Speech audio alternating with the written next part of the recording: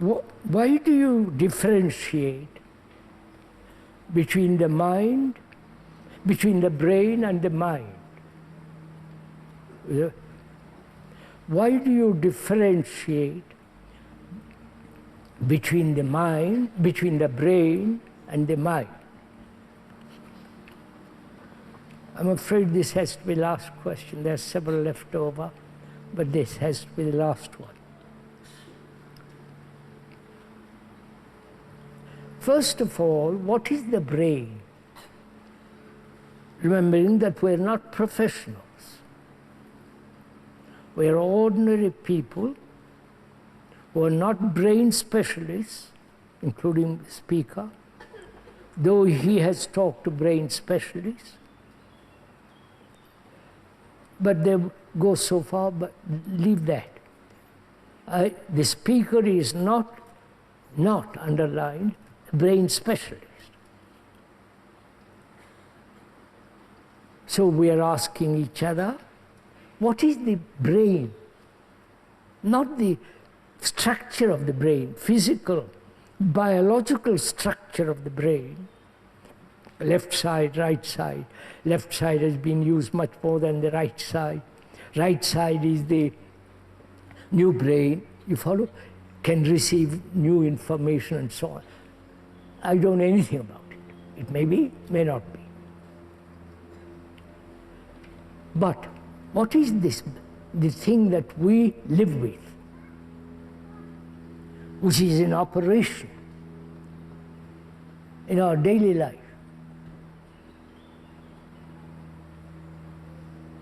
What is this function of the brain in our daily life?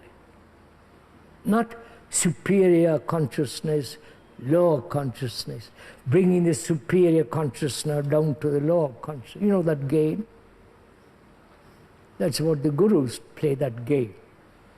They help you to bring down the higher consciousness to lower consciousness. Or from the lower consciousness, right, through meditation, through following, through doing certain practices, reach the higher consciousness. We are not doing all that kind of thing. We'll come to presently what is consciousness later. You don't mind going to all this? What is the function, daily function of our brain? Your brain, not my brain, your brain, the human brain. Whether you live in Switzerland, America, Russia, so on, or India or Far East. What goes on in our daily life, which is the exercise of the brain, exercise of thought, exercise of choice, exercise of decision and action. We're not talking about action as I explained it. Cut that out. So, wherever we live, the activity of brain plays a great role in our life, right? So what is this brain? We are laymen, amateurs. Look at our own brain, action and reaction, right? Sensation, condition from the past. I'm a Hindu, you're a Christian, I'm Buddhist, you're a Muslim, and so on. I belong to this country and you belong to that country, right? I am Catholic, you are a Protestant or a Muslim or a Buddhist or this or that. I believe very strongly. I have come to certain conclusions. I stick to that. My prejudices are strong. My opinions are strong. And I'm attached. I want to fulfill. I want to become something.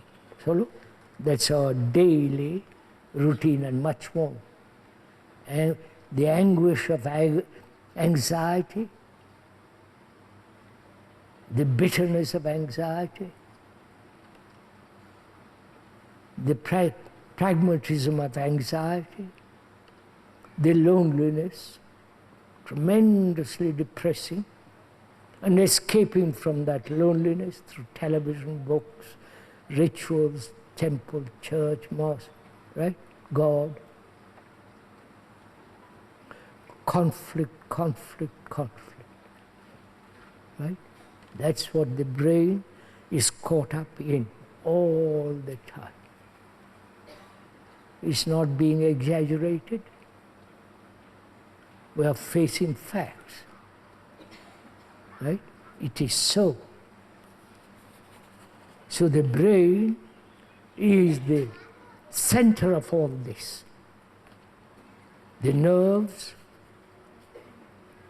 the memories, the nervous responses, like, dislike, I hate, I am hurt, follow? It is the very center of all our existence, emotionally, imaginatively, art, science, you follow? Knowledge, right? So that brain is very, very limited, and yet it is extraordinarily capable.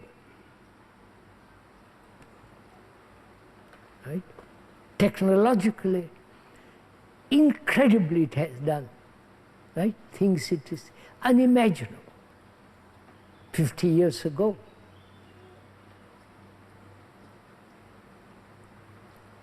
So all that is the activity of the brain. Condition, living within that conditioning, religious, political, business, surgical, and so on. It's all very limited.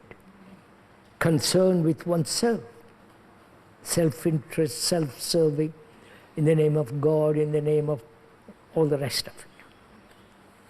Right? Are we clear? This is obvious. It says I'm materialistic, and all says no, no, I am better than that. There is soul. To use the Sanskrit, there is an Atman. And so on. So consciousness is that, right? People have written books and books about consciousness, professionals, non-professionals. But we are not professionals. We are dealing with what is. Consciousness is its content, right? What it contains makes consciousness, right? It contains anxiety, belief, faith, bitterness, loneliness, jealousy, hate, violence,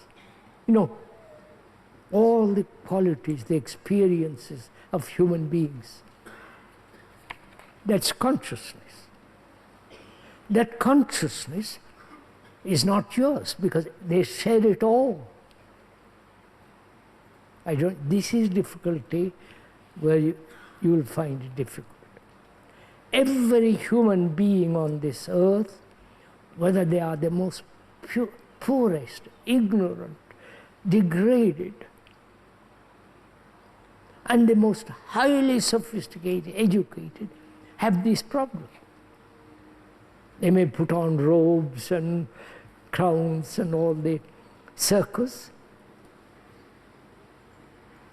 but remove all that, they are like you and me.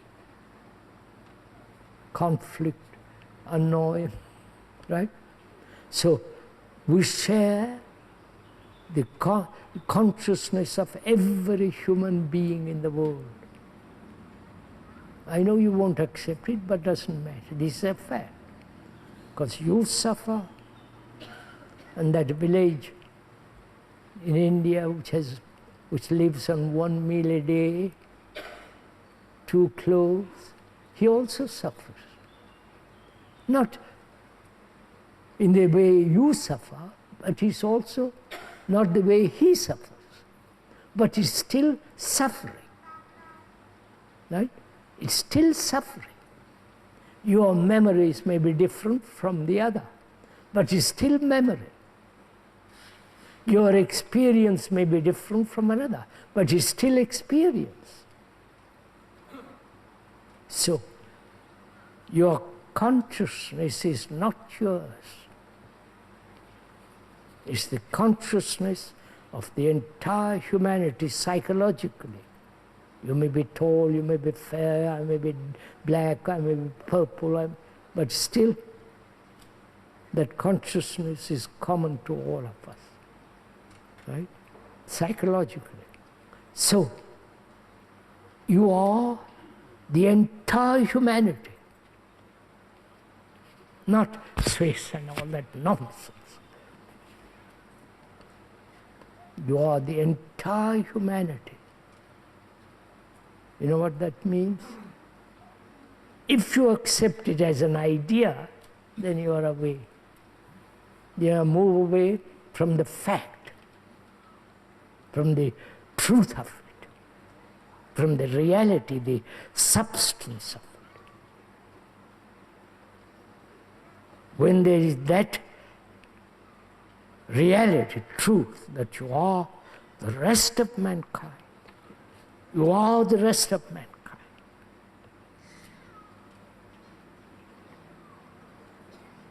You understand? Then the whole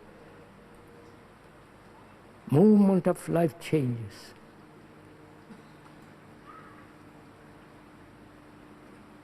You will not kill another. Then you are killing yourself. There was an American or forgotten general at war. He was going to war, and he faces the enemy. And he says, he reports to the boss, "We have met the enemy. We are the enemy." You understand? We have met the enemy across the fields, but we are the enemy. The enemy is us. So, when there is this truth that you are entire humanity, right? Sleep with it. Go into it. Feel your way into it. Don't deny it or accept it. But as the river flows, go into it. You will see what deep